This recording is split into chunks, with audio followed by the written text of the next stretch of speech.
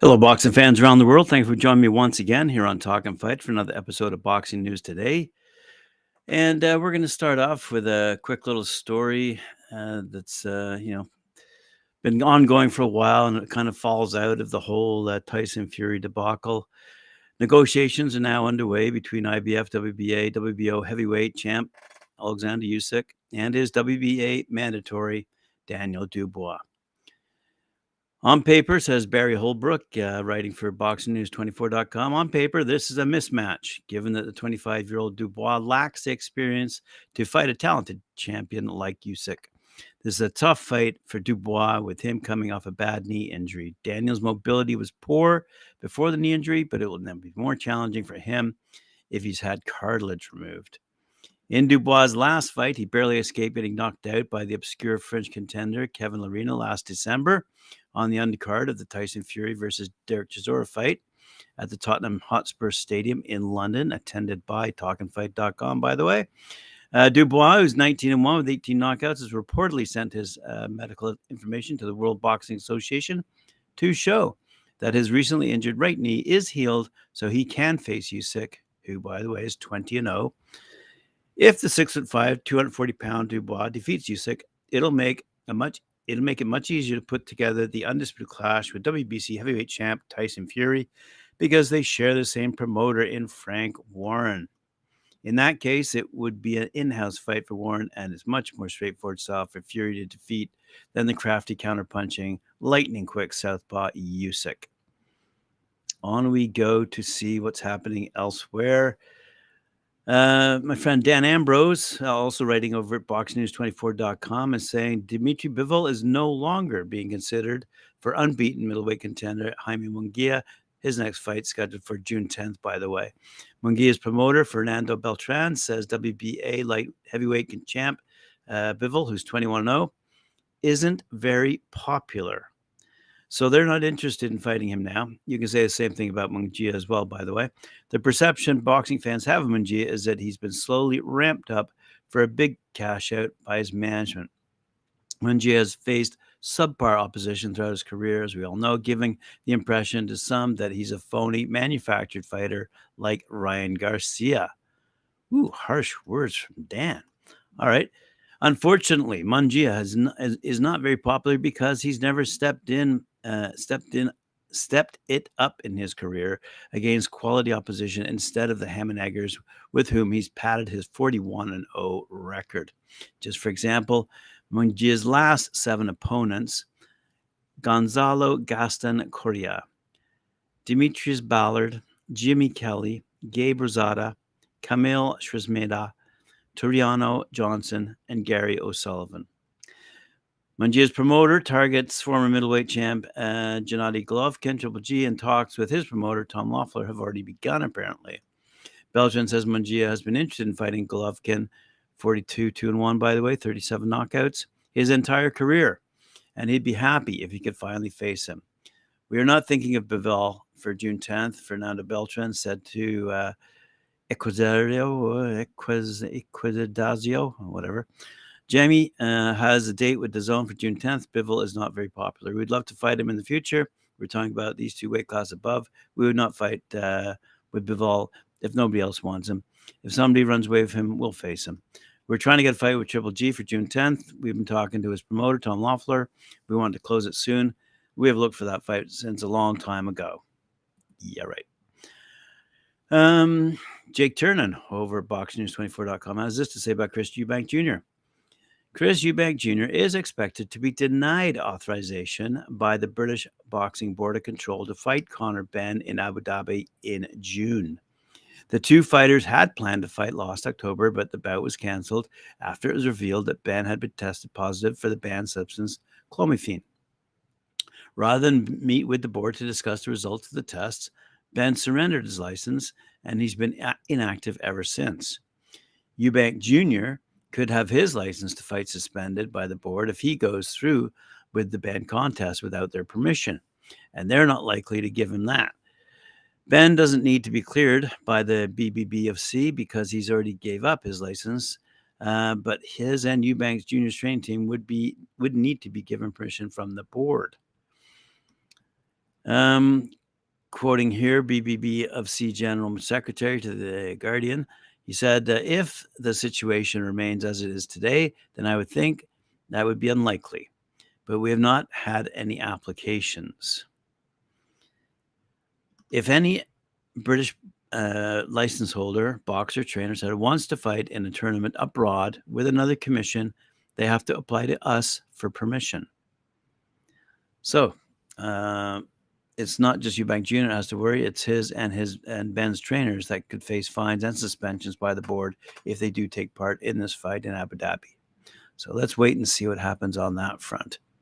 Speaking of developing fronts in the boxing industry, there's been a lot of talk about pay-per-view over the past couple of weeks, and it's really been ramping up due to two fights in particular. First, we're going to take a look at the Tank Davis and Ryan Garcia fight.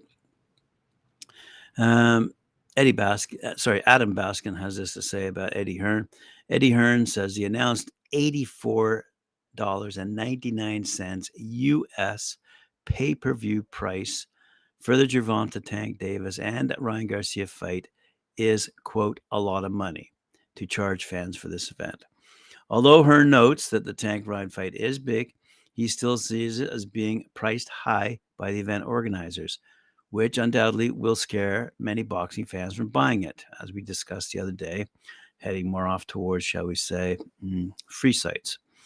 Now, keep in mind, if you're taking a look at the old days, 10,000 people fill an arena, 100,000 people fill a stadium, whatever. And let's just say the net profit on, say, 10,000 ticket sales is $10. You're looking at $100,000 net profit. Good money, decent money to put a fight together. If you're looking at a million pay-per-views sold at, say, $10, that's $10 million. So to charge $84.99, quite frankly, is beyond me. But let's read on and see what Eddie Hearn has to say about this, if he has anything else to say. The promoters and Showtime are counting on a huge following that both Gervonta and Ryan have on social media, then they'd be willing to pay that $84.99 price. And whether that happens will be interesting to see for sure. But Ryan has over 9 million Instagram followers, and I believe by many of them are teenagers. And so it's unclear if they'll have the funds to pay the $85 asking price to see him in action. For many of them, it's enough just to read his posts on Instagram and look at his photos. They're not really boxing fans. They're just followers of Ryan. And I got to say, this is kind of the same for Jake Paul. Jake Paul brags about his 20 million followers, but if you take a look at his posts specifically related to boxing, you might only see a few thousand either comments or likes or shares, whatever the thing is. But the reality of it is this is absolutely true. Although Ryan Garcia may have 9 million Instagram followers, they're not all boxing fans, that's for sure. So let's see what Eddie Hearn says. Yeah, it's lumpy. I mean, we've seen US pay-per-view before at $89.99, $99.99. It's a lot of money, isn't it? Yeah, it's a big fight taking place at T-Mobile Arena in Las Vegas. It's kind of industry practice for a mega fight in America, which it is, I think, that this is one of the biggest pay-per-views in America for a long time. It is not my fight, Hearn continued.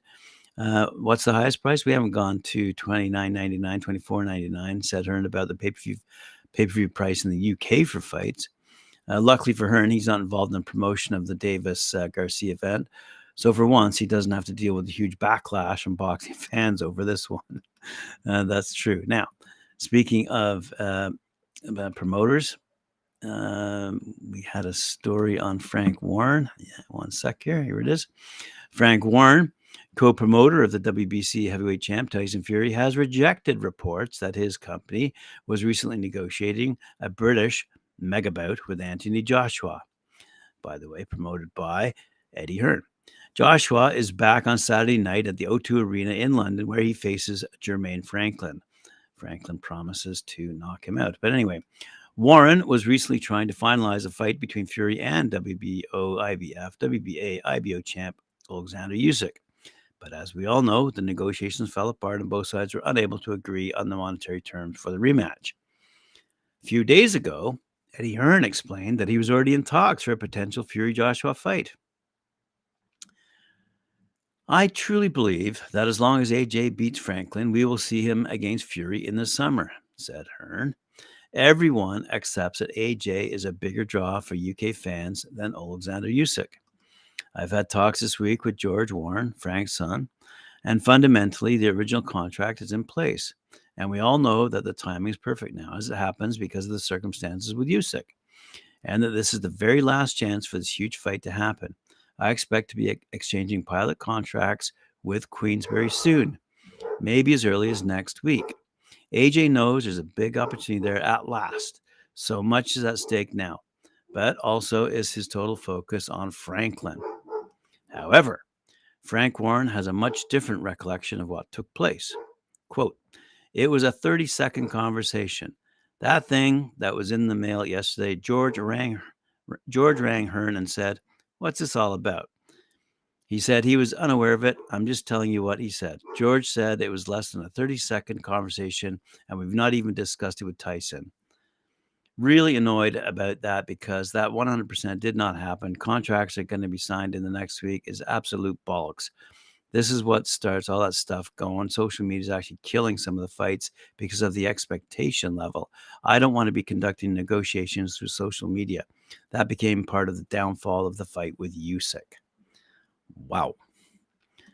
Alrighty. Let's have a quick look at on the pay-per-view level, by the way. We have Devin Haney going up against Lomachenko on May 20th. And ESPN has put a price at $59.99 US for that, by the way.